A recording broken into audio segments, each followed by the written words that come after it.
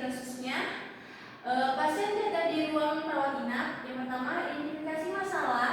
Yang kedua, analisis resiko. Yang ketiga, strategi pengendalian resiko. Yang keempat, monitoring dan review. Yang kelima, evaluasi keberhasilan dengan menggunakan standar ISO 31000 risk management. Adapun identifikasi masalah, yang pertama, resiko klinis. Pasien jatuh dari tempat tidur akibat tidak adanya pagar pengaman di tempat tidur. Pasien jatuh di kamar mandi karena lantai licin. Pasien dengan risiko jatuh tinggi, lansia, gangguan keseimbangan pasca operasi. Tidak dilakukan asesmen jatuh. Obat-obatan yang dikonsumsi pasien sedatif, antihipertensi yang menyebabkan ngantuk dan pusing. Adapun risiko klinis non klinisnya, kurangnya tenaga perawatan untuk mendampingi pasien risiko tinggi, fasilitas dan sarana prasarana tidak memadai, rusak pencahayaan yang kurang, lantai licin, SOP pencegahan jatuh belum disosialisasikan dengan optimal, keluarga pasien tidak diberikan edukasi tentang risiko jatuh pasien. Adapun analisis resikonya, analisis risiko dilakukan dengan menilai frekuensi, dampak, dan menentukan prioritas. Risikonya itu pasien jatuh dari tempat tidur tanpa pagar, frekuensinya itu sedang, sering, dampaknya itu berat, cedera kepala, fraktur. Level risikonya itu tinggi, prioritasnya itu 1. Risiko pasien jatuh di kamar mandi, frekuensinya itu kadang, dampaknya itu berat, level risikonya itu tinggi, prioritasnya itu 2. Risiko pasien tidak di asesmen risiko jatuh, frekuensinya itu kadang, dampaknya itu sedang berat, level risikonya itu sedang tinggi, prioritasnya itu 3. Risiko kurangnya perawat jaga, frekuensinya itu kadang, dampaknya itu sedang, level risikonya itu sedang, prioritasnya itu 4. Risiko edukasi keluarga yang kurang, frekuensinya itu jarang, dampaknya itu sedang, level risikonya itu rendah sedang, prioritasnya itu 5. Adapun strategi pengendalian risiko. Yang pertama, eliminasi, menghilangkan kondisi berbahaya, contoh segera memperbaiki lantai yang licin. Yang kedua, substitusi, menggunakan desain fasilitas yang lebih aman, contoh mengganti lantai yang licin dengan lantai anti slip.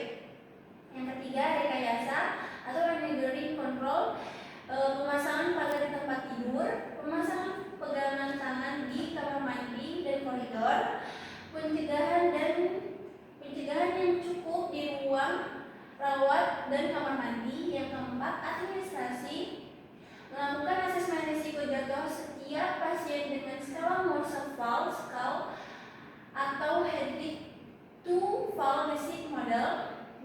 Terus itu meletakkan SOP pencegahan jatuh dengan sosialisasi rutin ke seluruh staf, menambahkan checklist monitoring risiko jatuh persif, memberikan edukasi kepada pasien dan keluarga. Yang kelima itu APD, alat pelindung diri, memberikan alas kaki anti slip untuk risiko jatuh. Adapun monitoring dan reviewnya, yang pertama, audit rutin insiden pasien jatuh harian, mingguan, bulanan. Yang kedua, evaluasi indikator mutu, jumlah pasien jatuh per 1000 hari perawatan. Yang ketiga, laporan insiden ke Komite Mutu atau PMKP untuk dilakukan analisis lebih lanjut atau road case analysis. Yang keempat, review kebijakan dan SOP secara berkala sesuai hasil audit dan laporan insiden. Yang kelima, feedback log, hasil evaluasi dijadikan dasar perbaikan sistem keberlanjutan.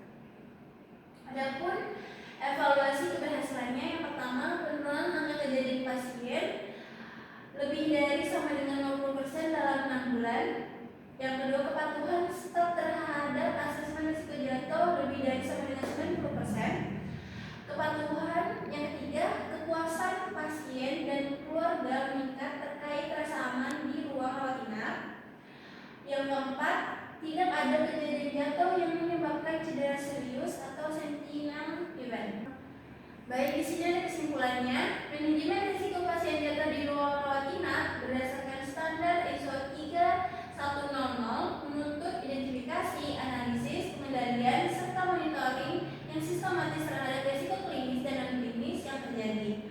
Langkah pengendalian risiko yang efektif meliputi eliminasi bahaya, struktur rekayasa fasilitas yang aman, penerapan SOP yang ketat, dan edukasi kepada staf serta keluarga pasien, monitoring berkelanjutan melalui audit dan evaluasi indikator mutu memastikan perbaikan berkesinambungan.